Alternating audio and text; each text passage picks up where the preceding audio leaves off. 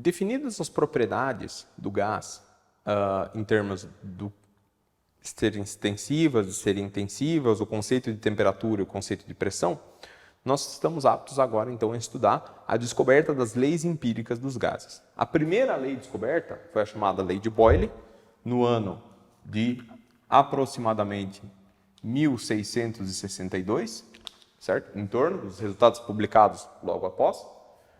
E a Lei de Boyle, ela foi o primeiro estudo sistemático de como uma propriedade de um sistema qualquer, a primeira vez que isso foi feito em ciência, o efeito de uma propriedade medido em função da variação de outra propriedade.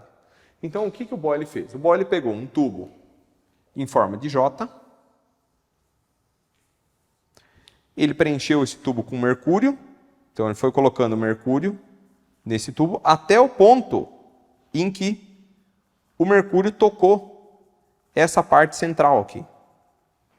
No momento em que isso acontece, o gás daqui, que no caso era ar atmosférico, passa a ser isolado do gás aqui. Eles agora são duas porções gasosas diferentes. No momento em que a gente adiciona mais mercúrio aqui dentro, certo? O nível que eu tenho que colocar de mercúrio do outro lado aqui, eles passam a se desbalancear. Então eu vou ter, digamos assim, essa diferença. Ou seja, aqui tem menos mercúrio do que aqui, ou seja, vai existir uma diferença de pressão entre esses dois estágios. Eu poderia dizer o seguinte, eu poderia dizer que neste ponto aqui e neste ponto aqui, a pressão é a mesma, uma vez que eles estão em pontos iguais de um mesmo líquido, dado pela mecânica dos fluidos. Então, isso significa que a pressão dentro desta região tem que ser igual à pressão atmosférica mais a parcela dada por essa coluna adicional de mercúrio aqui. E o Boyle fez uma série de experimentos na qual ele modificava a quantidade de mercúrio nesta parte da coluna e observava o efeito disso no volume dessa outra coluna, que poderia ser correlacionado com a sua pressão, certo? E com isso ele enuncia a chamada Lei de Boyle, que diz que volume e pressão de um gás são inversamente proporcionais. Eu vou colocar aqui entre parênteses, sob temperatura e número de mols constantes. Então, o Boyle, na verdade, há estudos que mostram que ele não teve o cuidado com essa questão de temperatura e número de mols. Hoje, nós sabemos que isso, sem querer querendo, foi feito. Por quê? Porque no momento em que a gente isola o gás nessa parte do tubo, o número de mols de gás presente nesta porção aqui do tubo, ele é constante.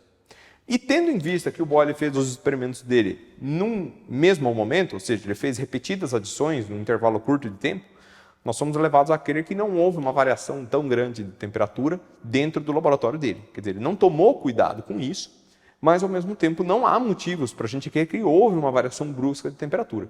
Hoje nós sabemos que a lei dele só é válida sob temperatura estritamente constante, mas mesmo pequenas flutuações de temperatura teriam causado uma diferença nos resultados dele que não talvez poderia ser percebida nos equipamentos que ele tinha na época. Então a gente pode anunciar isso já de acordo com a notação moderna, né? Pressão e volume de um gás são inversamente proporcionais na condição de T e N constantes. Isso significa eu colocar a seguinte equação. Pressão, ela será proporcional ao inverso do volume. Ou seja, se eles são inversamente proporcionais, significa que um é proporcional ao inverso do outro. Tudo bem? Esse símbolo aqui parece um alfa, mas ele é o símbolo de proporcionalidade. Ou seja, se este cresce, tudo isso daqui cresce. Ou seja, se este cresce, o volume diminui.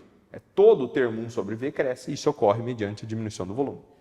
Como que eu transformo uma proporcionalidade em uma igualdade?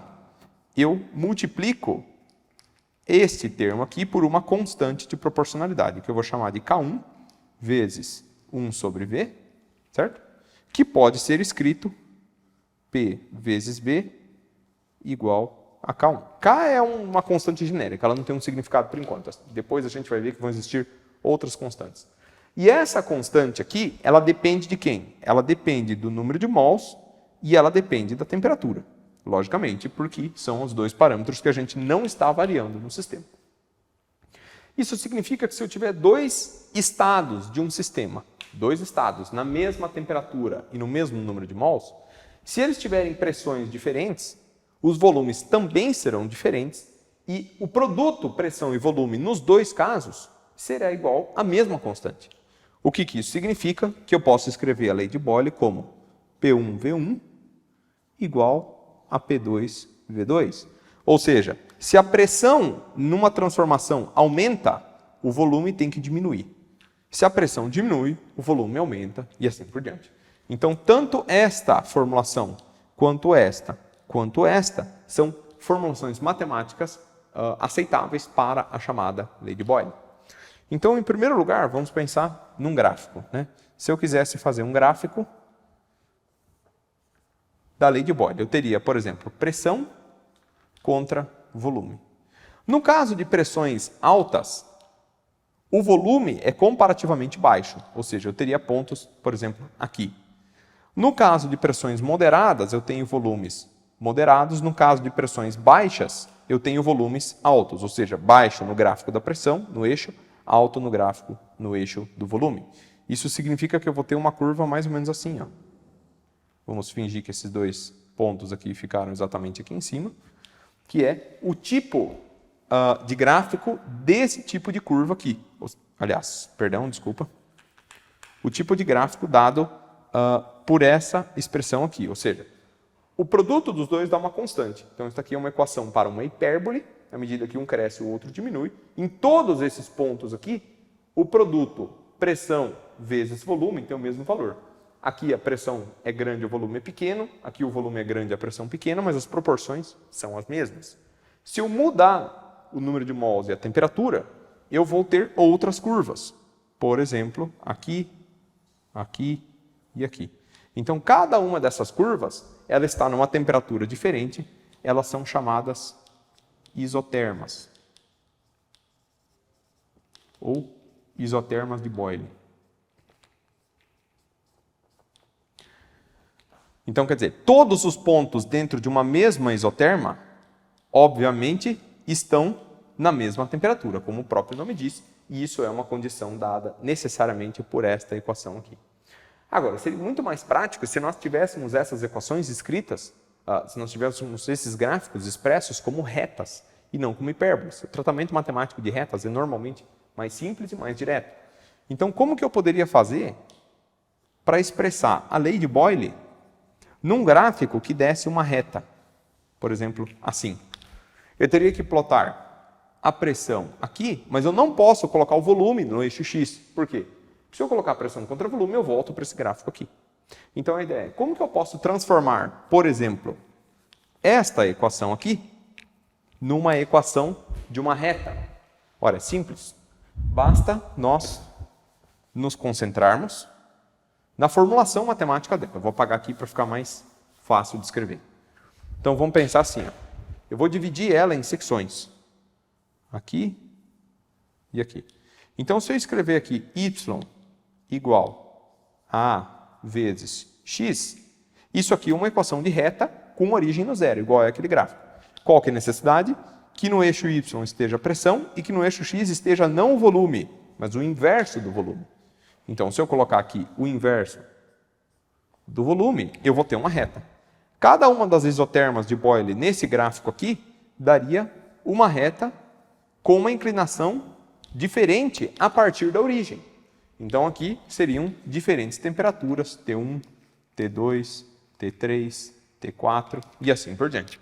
Esses valores de temperatura podendo ser maiores ou menores um em relação aos outros. Certo?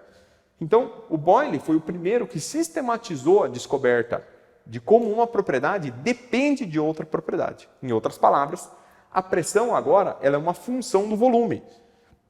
Ou o volume é uma função da pressão, tendo em vista que mudar um afeta o comportamento do outro. E nós podemos prever essas mudanças usando as equações, mesmo que a gente não faça os experimentos propriamente ditos. Então, lei de Boyle relaciona as propriedades pressão e volume. Nós vamos ver outras leis que vão relacionar outras propriedades.